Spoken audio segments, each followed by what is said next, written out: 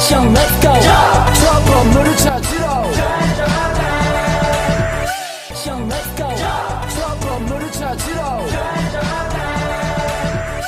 Assalamualaikum warahmatullahi wabarakatuh. Kami dari kelompok 7 ingin membawakan sebuah materi yang berjudul Kebijakan Pertumbuhan Ekonomi.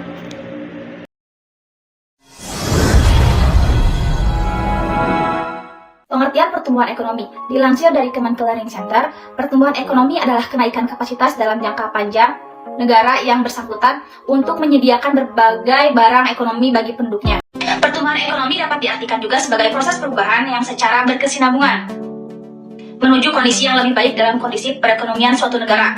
Ekonomi suatu negara sendiri dapat diartikan bertumbuh jika kegiatan ekonomi masyarakat berdampak langsung kepada kenaikan produksi barang dan jasanya.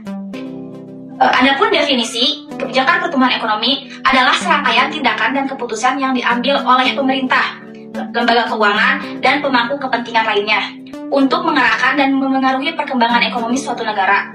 Kebijakan ini bertujuan untuk mendorong dan mempertahankan pertumbuhan ekonomi yang berkelanjutan dengan fokus pada peningkatan produksi barang dan jasa, menciptakan lapangan kerja, peningkatan pendapatan masyarakat, dan perbaikan kesejahteraan umum.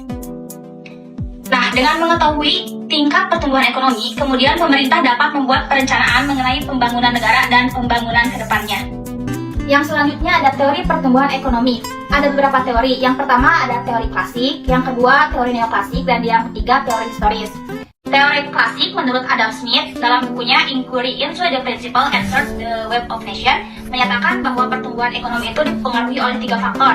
Yang pertama pertumbuhan gross domestic product, atau sumber daya alam, jumlah penduduk, dan persediaan barang. Yang kedua, pertumbuhan jumlah penduduk. Dan yang ketiga, adanya sistem persaingan bebas.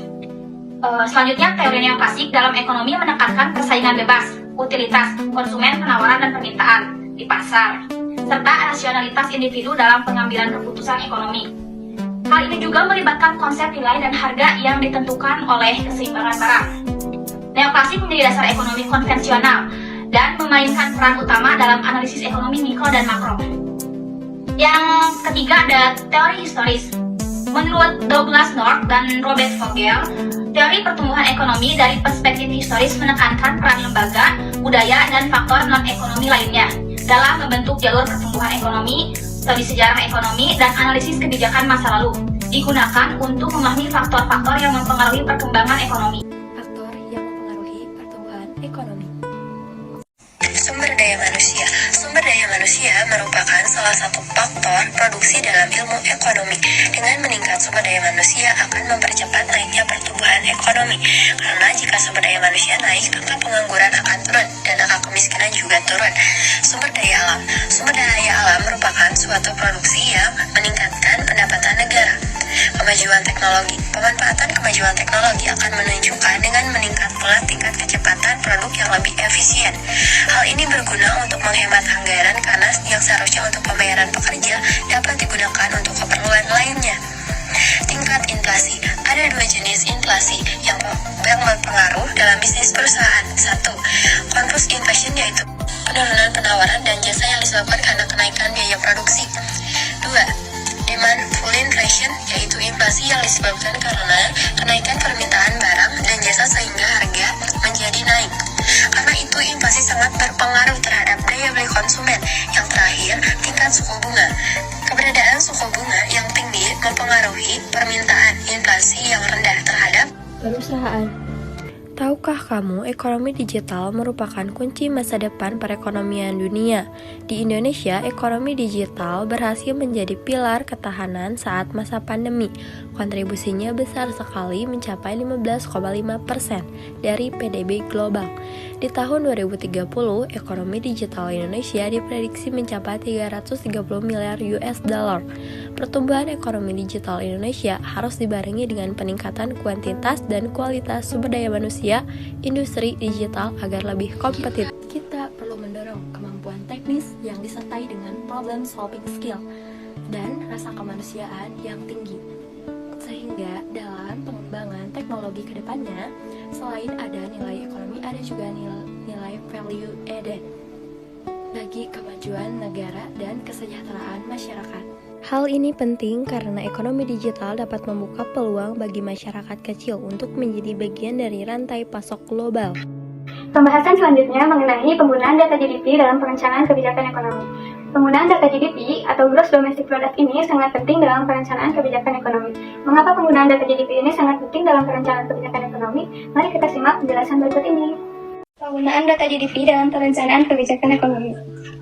Data GDP digunakan untuk menganalisis pertumbuhan ekonomi suatu negara. Fluktuasi dalam GDP memberikan petunjuk tentang fase siklus bisnis. Pemerintah dapat merencanakan langkah-langkah kebijakan yang sesuai. Data GDP membantu pemerintah dalam merencanakan anggaran dan pengeluaran publik. Ini mempengaruhi alokasi dana untuk program dan layanan. Bank sentral dan pemerintah menggunakan data GDP untuk merumuskan kebijakan moneter dan fiskal. Ini membantu mengatasi inflasi dan perlambatan ekonomi. GDP membantu merencanakan pembangunan ekonomi jangka panjang dan mendorong diversifikasi sektor-sektor yang berkembang. Data GDP digunakan untuk mengevaluasi efektivitas kebijakan ekonomi yang telah diadopsi.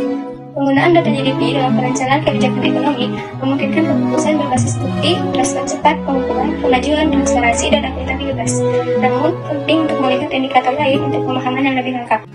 Pertumbuhan ekonomi Indonesia. Pertumbuhan ekonomi Indonesia tetap tinggi di tengah perlambatan ekonomi global. Data Badan Pusat Statistik atau BPS menunjukkan pertumbuhan ekonomi Indonesia triwulan 2 2023 tercatat sebesar 5,17% meningkat dari pertumbuhan pada triwulan sebelumnya yang hanya sebesar 5,06%. Bank Indonesia akan terus memperkuat strategi stimulus fiskal pemerintah dengan stimulus makroprudensial Bank Indonesia untuk mendorong pertumbuhan ekonomi, khususnya dari sisi permintaan. Bank Indonesia mempraktikkan pertumbuhan ekonomi 2023 mencapai kisaran 4,53%. Pertumbuhan ekonomi yang tinggi didukung oleh peningkatan permintaan domestik. Dalam sisi pengeluaran konsumsi rumah tangga tumbuh tinggi sebesar 5,23%. Seiring dengan naiknya mobilitas, membaiknya ekspektasi pendapatan, terkendalinya inflasi, dan dampak positif dari Hari Besar Keragaman Nasional atau HBKN, serta pemberian gaji ke-13 kepada aparatur sipil negara. Konsumsi pemerintah tumbuh tinggi sebesar 10,62%. Terutama didorong oleh belanja pegawai pemerintah pusat dan pemerintah daerah. Nah, pertumbuhan investasi secara keseluruhan meningkat menjadi 4,63%. Didorong terutama oleh yang pertama yaitu perbaikan investasi non-bangunan yang tercermin dari membaiknya pertumbuhan impor barang modal. Nah, selain itu, investasi bangunan juga tumbuh positif seiring dengan berlanjutnya pembangunan infrastruktur di berbagai wilayah. Namun demikian, ekspor secara keseluruhan mengalami kontraksi sebesar 2,75%, khususnya ekspor barang sejalan dengan pelemahan ekonomi global. Di tengah ekspor jasa yang tumbuh kuat didukung oleh kenaikan kunjungan wisatawan mancanegara.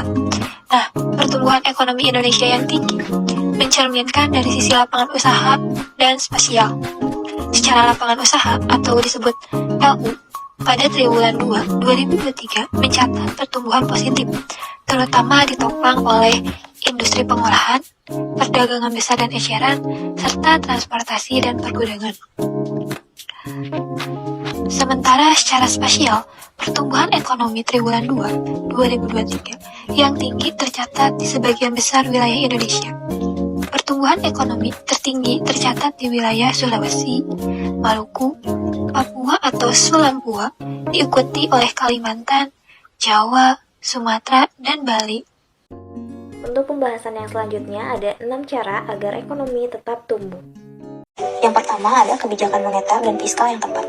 Pemerintah dapat menggunakan kebijakan moneter seperti mengatur suku bunga dan jumlah uang yang beredar, dan fiskal seperti belanja publik dan pajak untuk merangsang pertumbuhan ekonomi. Yang kedua ada investasi dalam infrastruktur. Pembangunan infrastruktur yang memadai mendukung pertumbuhan jangka panjang dengan meningkatkan produktivitas dan efisiensi. Yang ketiga ada pendidikan dan keterampilan. Investasi dalam pendidikan dan pelatihan keterampilan membantu menciptakan tenaga kerja yang lebih terampil dan kompetitif. yang pada gilirannya dapat meningkatkan produktivitas. Yang kelima, ada dukungan terhadap inovasi dan riset. Memberikan insentif kepada sektor swasta untuk melakukan riset dan inovasi dapat membantu dalam penciptaan teknologi baru, produk, dan layanan yang mendukung pertumbuhan ekonomi. Yang kelima, ada pengurangan hambatan perdagangan. Memfasilitasi perdagangan internasional dengan mengurangi hambatan seperti tarif dan regulasi yang berlebihan dapat meningkatkan akses ke pasar global dan mendorong pertumbuhan ekonomi. Yang terakhir, kestabilan politik dan hukum. Kestabilan politik dan hukum menciptakan lingkungan yang kondusif bagi investasi, pengembangan bisnis, dan pertumbuhan ekonomi jangka panjang. Untuk pembahasan yang selanjutnya ada 4 contoh poin dari studi kasus pertumbuhan ekonomi. Yang pertama ada peningkatan investasi infrastruktur. Pemerintah Indonesia telah mengalokasikan anggaran besar untuk proyek infrastruktur, seperti pembangunan jalan tol, pelabuhan, dan bandara, untuk meningkatkan konektivitas antar wilayah dan mendukung pertumbuhan sektor-sektor terkait. Yang kedua ada reformasi regulasi bisnis. Untuk meningkatkan iklim investasi, pemerintah melakukan reformasi regulasi bisnis dengan menyederhanakan prosedur perizinan dan mengurangi birokrasi. Yang ketiga ada pemberian insentif pajak. Pemerintah memberikan insentif pajak kepada sektor-sektor tertentu seperti manufaktur, pariwisata, dan energi terbarukan untuk mendorong investasi dan menciptakan lapangan kerja. Yang terakhir ada dukungan kepada UMKM. Kebijakan khusus diterapkan untuk mendukung usaha mikro, kecil, dan menengah melalui pendanaan, pelatihan, dan akses ke pasar. Untuk yang selanjutnya ada 4 poin hasil dan dampak dari pertumbuhan ekonomi di Indonesia. Yang pertama ada pertumbuhan ekonomi yang meningkat. Kebijakan investasi infrastruktur dan reformasi regulasi bisnis telah berkontribusi pada pertumbuhan ekonomi yang lebih cepat. Pertumbuhan produk domestik bruto atau PDB Indonesia telah meningkat secara signifikan. Yang kedua ada investasi asing langsung. Insentif pajak dan reformasi regulasi telah menarik investasi asing langsung yang telah mendukung pengembangan industri dan menciptakan lapangan kerja baru. Yang ketiga ada peningkatan kapasitas UMKM. Dukungan kepada UMKM telah membantu pertumbuhan sektor ini, memberikan peluang bagi wirausaha lokal, dan mengurangi pengangguran. Yang terakhir ada kesejahteraan masyarakat. Pertumbuhan ekonomi yang lebih cepat telah berdampak positif pada kesejahteraan masyarakat dengan peningkatan akses pelayanan publik dan penurunan tingkat kemiskinan.